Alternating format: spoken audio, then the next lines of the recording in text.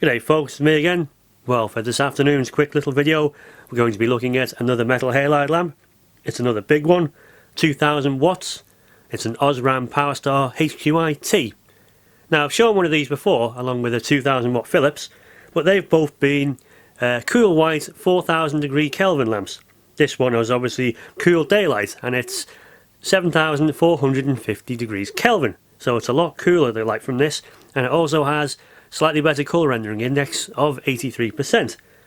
Now obviously this one's slightly dimmer, it's only 180,000 lumens, the others are over 200,000, but that's the trade-off for the temperature and the slightly better colour. Now this obviously is a high voltage lamp, so it's designed to run between two phases on high voltage control gear, but we can get around that anyway. So yeah, decent little lamp, 9,000 hour life, and let's have a closer look at the inside, shall we? Right, so we're looking up one end of the arc tube. It's quite hard to get a sharp view because obviously you're looking through the outer envelope and also the thick walls of the quartz arc tube. But anyway, you can see one of the main electrodes and also one of the two auxiliary starting electrodes.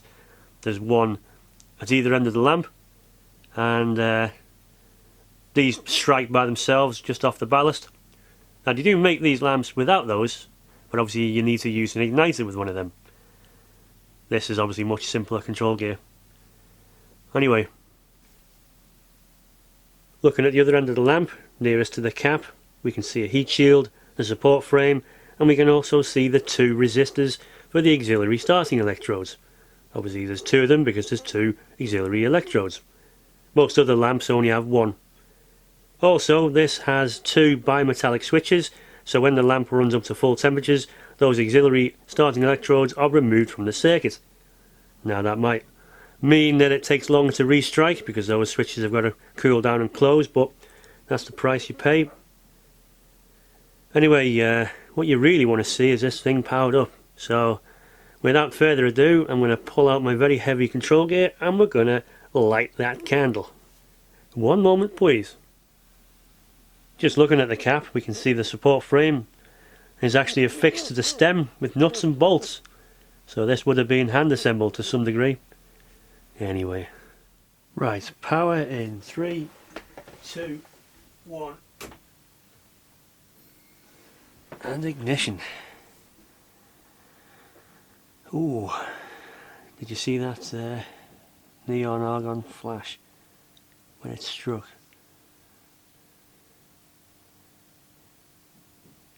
Watch for the evaporating metal halides as well. Voltage is 36 volts, pulling quite a few amps.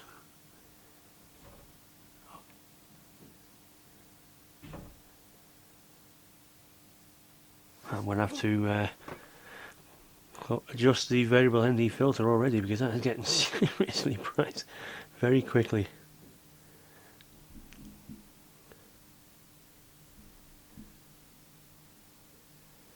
Let's tone that down.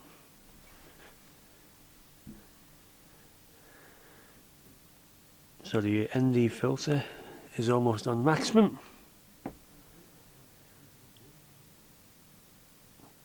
It is a very very green light, obviously, until all the halides have evaporated and joined discharge mix. That's getting really bright. And it's only on, not even nowhere near full power yet.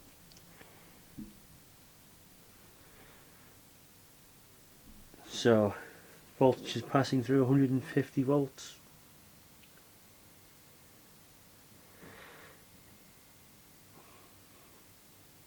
Oh yeah.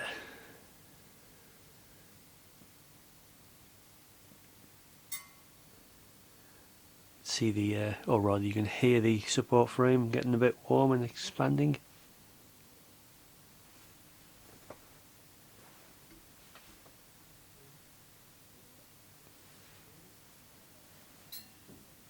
$170 volts. Colour's visibly changing now.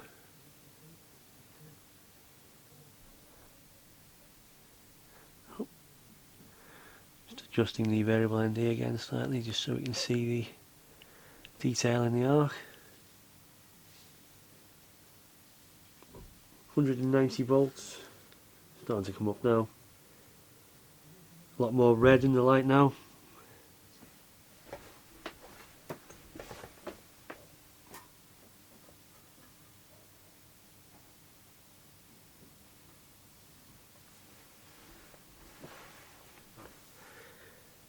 .200 volts, 10 amps.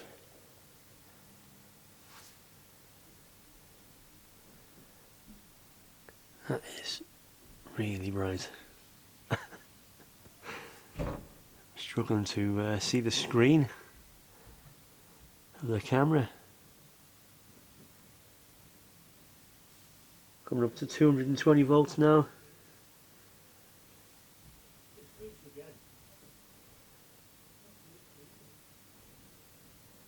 220 volts.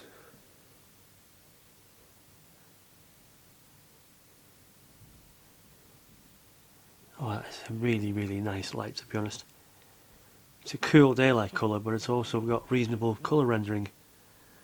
There's no odd, like yellowish or greenish tints to it. It's a nice colour with plenty of red in it. I'm looking at items around which have got colours on them, and they all look pretty good. They don't look off or odd. Yeah, I imagine a stadium with loads of these lighting the place up would be quite good. And it's throwing out an incredible amount of heat too. Voltage is about almost at 230 volts. Current's coming down to its final figure. Pulling quite a bit of juice from the mains, those gear setup I'm using. 2400 watts from the mains. So it's quite a few losses there, but this is designed really for 3-phase operation. Pretty much out full power now. Beautiful lamp. Oh, too much. That's the problem with these variable ND filters. If you go too far, they go weird.